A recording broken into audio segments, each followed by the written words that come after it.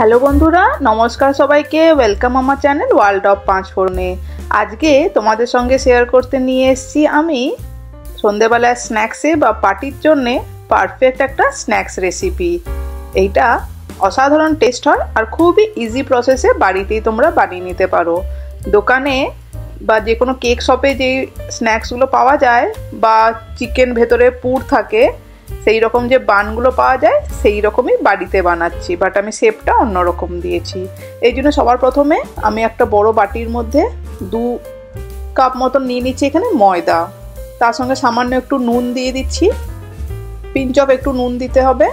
এরপরে আমি দিয়ে দিচ্ছি এর মধ্যে মেল্টেড বাটার 3 চামচ মতন। সব কিছু ড্রাই ইনগ্রিডিয়েন্টস ভালো করে আগে মিক্স করে নিতে হবে। এবারে আমি এর মধ্যে দিয়ে দিচ্ছি 1 চামচ আমি ইস্ট ভিজিয়ে রেখেছিলাম জলের মধ্যে, উষ্ণ গরম জলের মধ্যে ইস্টটাকে জাস্ট কিছুক্ষণের জন্য ভিজিয়ে রাখলেই দেখবে ইস্টটা খুব সুন্দর ফুলে যাবে। সেই ইস্টের জলটা আমি এর মধ্যে দিয়ে দিলাম, দিয়ে এরপরে এটাকে ভালোভাবে মিক্স করে নেব। যেরকম আমরা আটা মাখি, বাট অতটা আমরা চিপে চিপে মাখবো না প্রেসার দিয়ে, জাস্ট হালকাভাবে একটু মিক্সড করে নেব যাতে একটা ভালো মতন ডো তৈরি হয়ে যায় আমাদের এখানে। যদি প্রয়োজন হয় তাহলে সামান্য একটুখানি করে জল দিয়ে মাখবে, বাট আমার মনে হয় বেশি জলের দরকার নেই, যেহেতু অলরেডি মেল্টেড বাটার আর ইস্টটা ভেজানো ছিল জলের মধ্যে, সেইটা দিয়ে ভালো মাখা হয়ে যাবে। 5 মিনিট মতন লাগবে। যদি দরকার পড়ে উপর থেকে আর একটু এক্সট্রা হোয়াইট অয়েল, সাদা তেল বা সামান্য একটু বাটার লাগিয়ে এটাকে পুরোপুরি ভালো করে এরকমভাবে মেখে নিতে হবে। মাখার পরে এরকম জোরে জোরে একটু আমি দেখো এরকম করে মেরে মেরে একটুখানি রাখছি যাতে খুব ভালো ফ্লাফি হয় আর ভেতরে খুব সুন্দরভাবে এয়ার ঢুকে আসে আর জিনিসটা খুব নরম হয়। এরকমভাবে 5 মিনিট আমি একটু মেরে মেরে রেখে দিলাম এটাকে কিছুক্ষণের জন্যে। চাইলে কিন্তু 3-4 ঘন্টার মতন রাখতে পারো, তাহলে দেখবে খুব সুন্দর ফ্লাফি হয়ে উঠে আসবে। এরপরে আমি এখানে একটা চিকেনের মিক্সচার বানাচ্ছি। তোমরা কিন্তু দুপুরবেলায় আটাটা মেখে রেখে দিতে পারো, বিকেলবেলায় গরম গরম স্ন্যাক্সটা বানিয়ে নিতে পারো।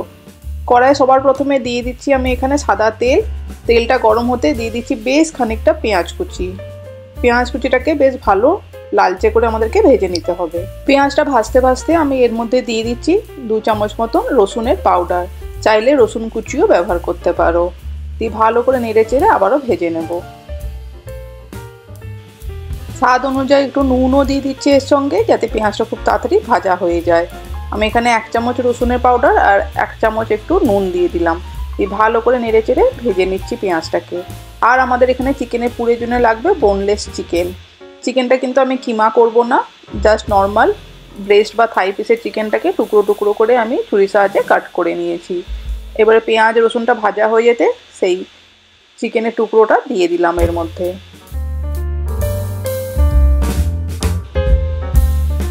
চিকেনটাকে মিডিয়াম ফ্লেমে ভালো করে নেড়ে চেড়ে কষিয়ে নিচ্ছি। কোনো কিন্তু মশলা ব্যবহার করছি না আমি এখনো পর্যন্ত।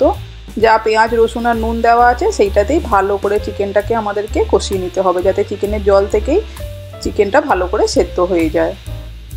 এরপরে দেখো এখানে আমাদের কিন্তু আটাটা কমপ্লিটলি রেডি হয়ে গেছে। ডোটা দেখো খুব সুন্দর কিন্তু ফ্লাফি হয়ে গেছে। এরকমই আমাদের করতে হবে ডোটা, তাহলেই আমাদের যে কোনো বান বা যে কোনো রুটির আইটেম ভালো রেডি হবে। এরপরে আটাটাকে একটা পাত্রের মধ্যে নিয়ে আমি সামান্য একটু শুকনো আটা দিয়ে দিচ্ছি। তারপরে যে ডোটা মেখেছিলাম ডোটাকে একটু এর মধ্যে আর একটু হাতের প্রেসার দিয়ে একটুখানি মেখে নেব, যাতে ভেতরে যদি কোনো এয়ার থাকে এয়ার পার্টিকেলসগুলো একদম চলে যায় আর ডোটা খুব সুন্দর রেডি হয়ে যায় আমাদের। আমি জাস্ট 2 থেকে 3 মিনিটের জন্য এরকমই শুকনো আটার মধ্যে একটুখানি মেখে নিচ্ছি।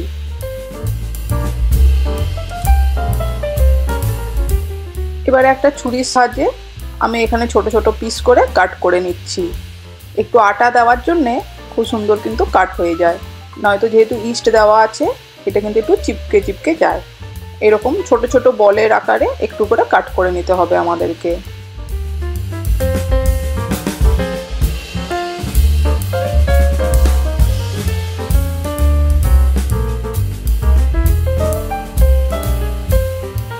আমাদের সবকটা আটার বলগুলো রেডি হয়ে গেছে। এবার এটাকে ভালো করে হাতে প্রেসার দিয়ে একটুখানি গোল করে নেব। আর এদিকে আমাদের চিকেনও কিন্তু অলমোস্ট রেডির দিকে। এরপরে চিকেনের মধ্যে দিয়ে দিলাম এক লঙ্কার পাউডার, একটু ঝালের জন্যে। ভালো করে নেড়ে চেড়ে আবারও মিক্স করছি। চিকেন থেকে জল বেরিয়ে এসছে আর পেঁয়াজের মধ্যে থেকেও জল বেরিয়েছে। দেখো চিকেনের কালারটা চেঞ্জ হচ্ছে, চিকেনটা অলমোস্ট সেদ্ধ হয়ে আসছে। এবারে একটা বাটির মধ্যে নিয়ে নিচ্ছি একটা ডিম ফাটিয়ে, তার মধ্যে দিয়ে দেবো সামান্য একটুখানি দুধ আর ডিমটাকে ভালো করে মিক্স করে নিতে হবে।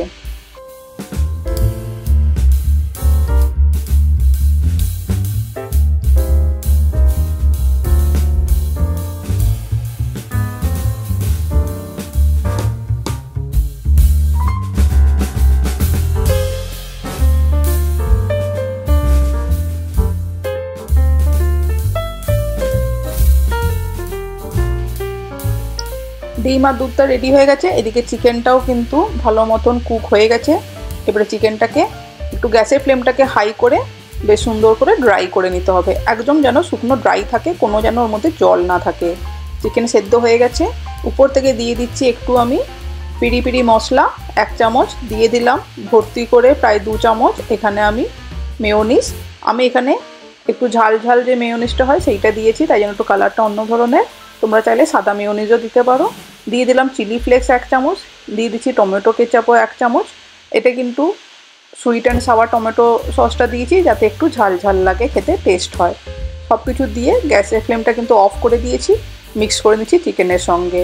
এরপরে চিকেনটা রেডি হয়ে গেছে, উপর থেকে দিয়ে দিচ্ছি একদম ভর্তি করে, দেখো চিকেন একদম রেডি হয়ে গেছে। উপর থেকে একদম ভর্তি করে দিয়ে দিচ্ছি এখানে মজরেলা চিজটা কিন্তু মেল্ট করার দরকার নেই, কারণ চিকেনটা অলরেডি গরম আছে। একটু মিক্স করলে চিজটা অটোমেটিক্যালি মেল্ট হবে এবং আমরা যখন বানটা বানাবো তখন কিন্তু অলরেডি মেল্টও হয়ে যাবে চিজটা। আর চিজটা দেওয়ার জন্য খুব ভালো কিন্তু ফ্লেভারও আসবে। দেখো চিজ অলরেডি মেল্ট করতে শুরু হয়ে গেছে, চিকেন রেডি হয়ে গেছে। এবার আমরা বানটা কী করে বানাবো সেই প্রসেসে চলে যাই। সবার প্রথমে যে গোল গোল বল বানিয়েছিলাম, লেচিগুলো কাট করে রেখেছিলাম শুকনো আটার মধ্যে,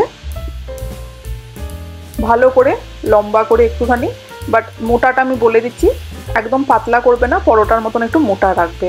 আর বেশি মোটা করারও দরকার নেই, কারণ এটা কিন্তু ফ্লাপি হয়ে যাবে, যেহেতু ইস্ট দেওয়া আছে তাহলে কিন্তু বেশি পাউরুটি লাগবে খেতে।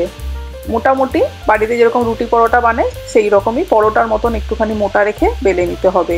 সাইজটা নিজেদের বা আকারটা নিজেদের মতন করে নেবে। আমি এখানে একটা ছোটো সাইজের রুটির মতনই বেলে নিয়েছি। এরপরে ভেতরে দিয়ে দিচ্ছি চিকেনের পুরটা ভালো করে, বেশ ভালো করে পুর দেওয়ার জন্যে খুব ভালো কিন্তু টেস্ট আসবে। যতবার কামড় দেবে এভরি বাইটেই কিন্তু চিকেনের টেস্টটা আসবে। দোকানে বা আমরা রেস্টুরেন্ট থেকে যখন কিনে নিয়ে আসি তখন কিন্তু এইরকম টেস্ট হয় না, কারণ ওখানে কিন্তু এত রকমের চিজ আর এতটা করে চিকেনের পুরো থাকে না, তাই বাড়িতে বানালে সেই ফ্লেভারটা পাবে। এরপরে আমি ফোল্ড করে দেখে নিলাম। ফোল্ড করে দেখার পরে যে চিকেনটা পুরো ঢাকা পড়ে যাচ্ছে সেই রকমভাবে সাইডটা দেখে নিলাম। আর একটা সাইডে ছুরির সাহায্যে দেখো এরকম করে কাট করে দিচ্ছি, পুরোটা কিন্তু কাট করবে না, পেছনটা সাইডটা কিন্তু জয়েন্ট করে রাখা আছে, জাস্ট একটুখানি চিড় লাগিয়ে দিচ্ছি যাতে একটু দেখতে ডিজাইনটা ভালো হয়। এবার একটা সাইড ফোল্ড করে যেটা কাট করেছি সেই আদার সাইডটা এরকম করে উপর থেকে লেয়ারিংটা করে দিতে হবে, তাহলে এটা যখন বেক হয়ে যাবে খুব সুন্দর একটা দেখতে লাগবে। একদম টিপিক্যাল যে কোনো বড় কেক শপের মতনই দেখতে হবে। বাস আমাদের এটা রেডি হয়ে গেছে। এবার এরকমভাবেই সেম প্রসেসেই আমি দেখিয়ে দিচ্ছি আর একবার, একটা লেচি কেটে সমস্ত কটা গড়ে নেব আমরা।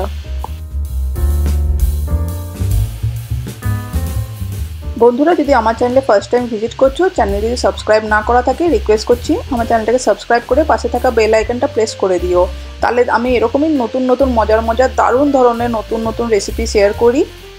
স্ন্যাক্স আইটেম, তরকারি, চিকেনের অনেক ধরনের আইটেম, নর্মাল গরমের তরকারি ও সবজি ঝোল সব কিছুই শেয়ার করি, তোমাদের কাছে নোটিফিকেশান পৌঁছে যাবে। আর চ্যানেলে প্লে লিস্ট বানিয়ে রেখেছি, তোমাদের কিন্তু খুঁজে পেতে কোনো অসুবিধা হবে না, যে কোনো ধরনের রান্নাই তোমরা ইজিলি খুঁজে পেয়ে যাবে প্লে লিস্টটা চেক করলে। আমার এখানে বেলাটা হয়ে গেছে, এবারে সেম প্রসেসে চিকেনটা দিয়ে দিচ্ছি আর সেরকমভাবেই কাট করে দেখিয়ে দিচ্ছি তোমাদেরকে। এটা অনেক ধরনের নাম দিয়ে বিক্রি হয় দোকানে, অনেক গোল সাইজের বান করেও তোমরা বানাতে পারো যদি এতটা কাট করে ডিজাইন না করতে চাও। নর্মাল একটা পরোটার মতন বেলে নিয়ে তারপরে বানের মতন গোল করে দিয়ে চারদিকটা মুড়ে হাতে একটু প্রেসার দিয়ে বানও বানিয়ে নিতে পারো, সেটাও কিন্তু খেতে ভালোই লাগবে, বাট বাকি প্রসেসটা সেম থাকবে। আর এরকম এটাকে অনেকে বলে ব্রেডেড চিকেন ব্রেডেড চিকেন ব্রেডটা এরকমই হয়, ডিজাইনটা যে যার নিজের মতন দেয়। এক্সট্রা যে আটাটা আছে সেটা আমি কিন্তু সরিয়ে রেখে দিলাম কাট করে। এইরকম হাতে দেখো খুব সুন্দর আমাদের রেডি হয়ে গেছে। এরপরে একটা কেক বানানোর ট্রে নিয়ে নিয়েছি আমি এখানে, বা বেকিং ট্রে বলতে পারো। তার উপরে বাটার পেপার দিয়ে দিচ্ছি। তার উপরে আমি এখানে দিয়ে দিচ্ছি সমস্ত কটা বান বা ব্রেডগুলো, চিকেন বানগুলো দিয়ে এরপরে দুটো জিনিস করতে হবে। সবার প্রথমে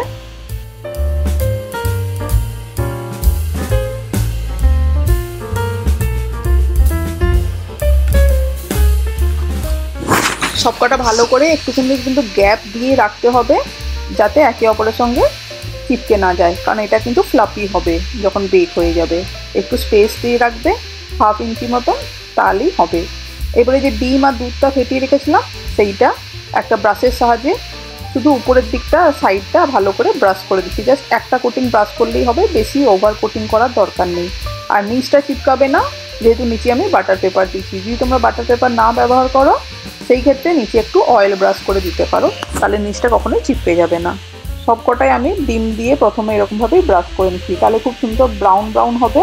এই বানটে ফ্লেভারটাও দেখা যাবে, ভালো লাগবে, খেতেও ভালো লাগবে, দেখতেও ভালো হবে। এরপরে আমি উপর থেকে দিয়ে দিচ্ছি সাদা তিল। সাদা তিলটা কিন্তু অপশনাল, বাট দিলে খুব ভালো একটা নাটি ফ্লেভার আসে আর দেখতেও ভালো লাগে। আর যে কোনো বড়ো রেস্তোরাঁ বা কেক শপের মতনই বাড়িতেই বানিয়ে নিতে পারবে। সাদা তিলটা তোমরা চাইলে দিতে পারো, নাও দিতে পারো, বাট খেতে ভালোই লাগে। তিলটা জাস্ট হাত দিয়ে ভালো করে ছড়িয়ে নিচ্ছি আমি। এবারে বেকিংয়ের জন্য প্রিহিট ওভেনে তোমাদেরকে 180 ডিগ্রি সেন্টিগ্রেড বা 350 ডিগ্রি ফারেনহাইটে 20 থেকে 25 মিনিটে বেক করে নিতে হবে। দেখে নেবে যাতে বেশি শক্ত না হয়ে যায়। আমাদের কিন্তু ব্রেডের চিকেন ব্রেড বা চিকেন বান বা চিকেন ব্রেড যাই নাম দাও না কেন, দুর্দান্ত স্ন্যাক্স রেডি হয়ে গেছে সার্ভ করার জন্য। নর্মাল কেচাপের সঙ্গেও সার্ভ করে দিতে পারো এটা, বা এমনিও খেতে পারো এটা চা কফির সঙ্গে সার্ভ করে দেবে, দেখবে দুর্দান্ত। রেসিপি শেয়ার করলাম, আশা করি ভালো লেগে থাকবে। যদি ভালো লাগে ফ্রেন্ডস ফ্যামিলিকে শেয়ার করে দিও, আর পাশে থাকা বেল আইকনটা প্রেস করে দিও। কমেন্ট করে জানিও কেমন লাগলো। নতুন রেসিপি নিয়ে ফেরত আসবো। সবাই ভালো থেকো, সুস্থ থেকো। Thank you.